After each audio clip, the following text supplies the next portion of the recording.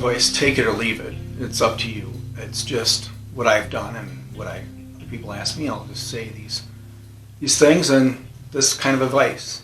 Whether you think it's worth anything or not.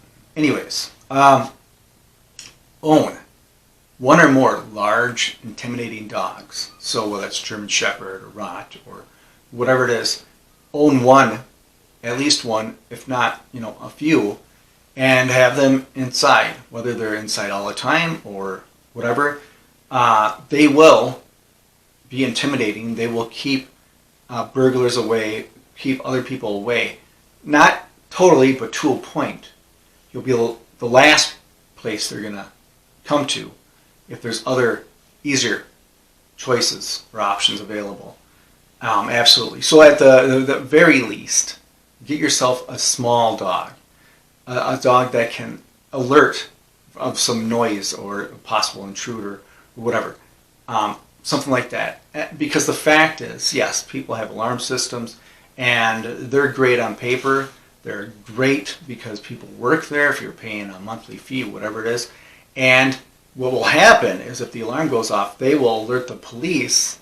And the police, 9 times out of 10, maybe 99 times out of 100, they'll absolutely be there to fill out a police report. And after the incident, and after the fact, after the, whatever happened, whether it's the theft or devastation or harm or whatever it is, they'll show up after. Great. They'll pick up the pieces and they'll write a police report. Nothing against them, but that's just the case. It's nothing preventative, really. So that's why I would suggest, and I do, have 3 large German Shepherds, and I would suggest something along those lines. It's an intimidation thing. It's people will stay away if they choose to or want to do harm. Have a pistol. Have a pistol next to your bed. Have a pistol that maybe your wife carries in her purse. Have a pistol that you carry on yourself. And whether that's a semi-automatic or a revolver, yes, I know semi-automatics are cooler, sleeker, sometimes they're smaller, they're lighter, whatever. But the fact of the matter is, if you get a revolver, there's no chance that if that trigger's pressed, that trigger is pulled down, that bullet's coming out. That's absolutely, if there's a bullet in that round, bullet in that magazine, a bullet is coming out. You pull that trigger on a revolver, a bullet is coming out. My wife, carries that in her purse. That's what I have next to her bed. We have multiple ones of that. So just keep that in mind. If it's a semi-automatic, yes, there is such a thing called limp wrist or whatever they want to call it, where if you're under stress, whatever the situation is, you might go to shoot and you're not ready, and you might cause a jam. That will cause a jam. Not always, but it could. And they say, it's statistically proven that more times than not, this is more so of a female thing than a male thing. But yes, male can get jams also. Also, if the gun's not cleaned all the time, that kind of stuff, that can cause a jam in your semi-automatic, whatever. Revolver, you pull that trigger. You depress that trigger. That bullet's coming out. Period. End of story. That's it. So, own some precious metals. I know I do videos on this all the time. Gold and silver. If you have nothing, go find some. Go get some. That means get in good with a dealer. Start a relationship. Start to learn about it. That kind of stuff. Don't be taken. And the more you learn about it, the more you read about it, the more you go to others who know about it and you want to get some information from them, the more you're going to learn, the less likely you are to be taken advantage of. And the better you're going to position yourself and your family, like I've always said. So get some precious metals. Learn how to grow fruit and vegetable plants. Learn how to garden, whether it's a huge garden or a small garden where you're just doing in pots outside because you don't have a yard, or on your patio, your porch, whatever. If you do have land, you do have a yard, an acre, maybe 5 acres, maybe a quarter acre. You can plant some fruit trees also. Plant some fruit trees. Yes, you're not going to be able to be eating fruit right away once you plant it. Maybe not for a couple of years, maybe not for 4 years, but you've planted it. because that's there. So eventually you will be able to reap, what you've sown, reap the benefits of that. Get acquainted with local farmers. Local farmers for beef, chicken, if you like pig, that kind of stuff, pork, fruit, vegetable farmers, that kind of stuff. Getting good with them. And that means get a relationship so they know who you are, you know who they are, and you know how, I got to get grass-fed beef, or I got to get this kind of, whether I want to get lamb, or I want to get chickens, because they do chickens all the time, so I can quarterly get some chickens from them, or once a year, twice a year, I can get some chickens from them, or whatever the case is. Or maybe if you don't have chickens yourself, maybe you want to get some eggs from them also. Also on that note, if you have the land and you have the ability, I would get some chickens. Start learning about that. Get chickens, because they're not just only good for their eggs. You can also butcher chickens, and there are multi-purpose chickens, that's what we have. We have layers, and also the layers, some of the layers we do for our poultry. So we will take them out once a year, that kind of stuff, and then we'll replenish that. We'll get some more chicks to fill that need a year later, whatever the case is. I'd storable foods. Get some storable food. Get canned foods if you have to. That kind of stuff. Also on that note, learn how to can if you don't already know, or preserve foods. Can and preserve foods. Learn about that. And get the equipment that you would need to start doing that. You don't have to do everything. You don't have to do a full gamut. You don't have to drop a ton of money, but get the little incremental things. Learn about that, because you might need it. And the time you don't want to start learning about it is the time that you need it now. Learn about it beforehand. You got the time, start learning about this kind of stuff. Keep 10 gallons of gas in jerry cans, whether it's one 10-gallon jerry can or multiple jerry cans.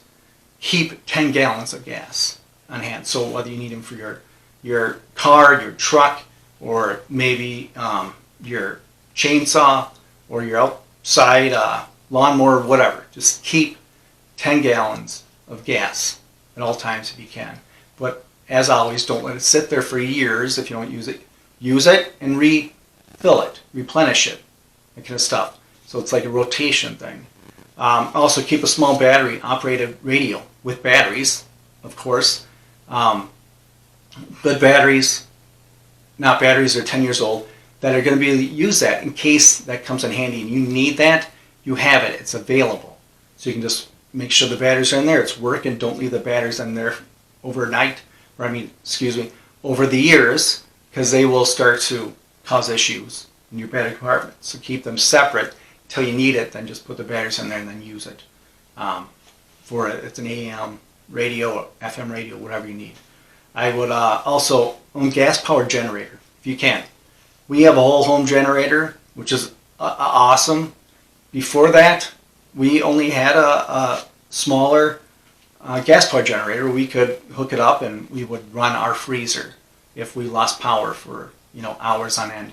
We could hook up to our freezer and then pull it and hook it up to our other freezer. And also at the same time, while it was helping our freezer, we could hook up 2 at a time, maybe 3 at a time. We could also plug in our mobile phones if we needed to. If one of them needs to be charged, you can plug that in. Also, if you get a smaller generator, you can't get a home generator, get a few of those smaller ones. Look into them, read about them, because it might need it. It also works for health monitors, that kind of stuff. If that's a need, then you have some electricity there. If you're out of electricity for 5 days, maybe 2 weeks, what are you going to do? All your food's going to rot. Your phone's going to be dead. Your essential, health monitoring stuff that you may or may not have, or someone might need, you're not going to have anything to plug that into. You're going to be out of options. Get a generator. Learn about this stuff. Also, water, essential water. Well, we have a well that I did a video on this before. Cost quite a bit of money to get the well, because we were on city water or rural water, and I hated that with everything I had in my being once we moved here, because we were living on a well before we moved out of state. But anyways, that aside, well, if you can get a well, water well, great. Sandpoint well, whatever you have to do to get that, that's ideal. If you don't have that, or even if you do have that, are you close to a river? Are you close to somewhere else where you have lake access, lake water access, so you can get some water from there, gallons, tens of gallons at a time, and have some sort of, way to move that stuff, to lift it, move it, that kind of stuff. If you have to get that water, those 10 gallons or 5 gallons at a time, how are you going to get it from that lake or that river and then bring it to your home? I mean, think about that. So maybe you you got to invest in some buckets or some other trailer or some wagon or whatever that you're going to pull. Also, a pond. You buy a pond? Do you have a pond? If you do, then even if you don't, look into water filtration. So how to filter that water in case of emergency. So you got to filter the stuff from the river, from the lake, from the pond, whatever. Learn how to collect rainwater. Get some rainwater barrels. Learn about that. So when you're starting to do that kind of stuff. The last thing I have here, I have medical and our first aid supplies. So if bandages, that kind of stuff, large and small, and wraps, that kind of deal. Things of rubbing alcohol, iodine that you can internally take, and also iodine that's just for external use on cuts, bruises, that kind of stuff. Bleach for cleaning, bleach for other things like that. White willow bark. White willow bark, I know I've done a video on this kind of stuff, but white willow bark, you should look into that, is it's great for pain, it's great for a whole bunch of other things, and white willow bark is what pharma and the so-called expert scientists tried to emulate when they made aspirin and then Tylenol and ibuprofen and all these next things. Try to emulate it the best they could because they wanted a patent and get a patent on it to make money on, to make money from it, because they got no money from white willow bark because it's natural.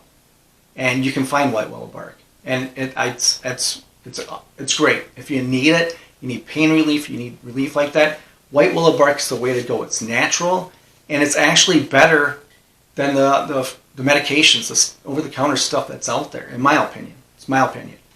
So look into that. Also, vitamin D3. Keep vitamin D3 on hand if you can. I'm not telling you how to take it, what to take, but I myself take over 10,000 IU a day. I know I do, and I know other people in my family and other people outside of my family take 10,000 IU a day or maybe 5,000 IU a day. There's also niacin. I take a lot of niacin a day, and I know others that take niacin because your body is so depleted in that and needs that, and it's great for all your blood flow. It's great for that. And any other health supplements you might need, or health, we call it medications, natural, preferably in my opinion, or any other kind of health things that I haven't mentioned that you might need. Make sure you got plenty of that, and you have it ready, and it's not getting old, or it's not sitting around, or you don't have enough of it. So you can take this or leave it, like I said, but these are some of the things I live by. It's not all, just some idea of what you may or may not need. But anyways, I thank you for watching this. As always, if you like this, like, share, subscribe, and stay vigilant. Yourself, family.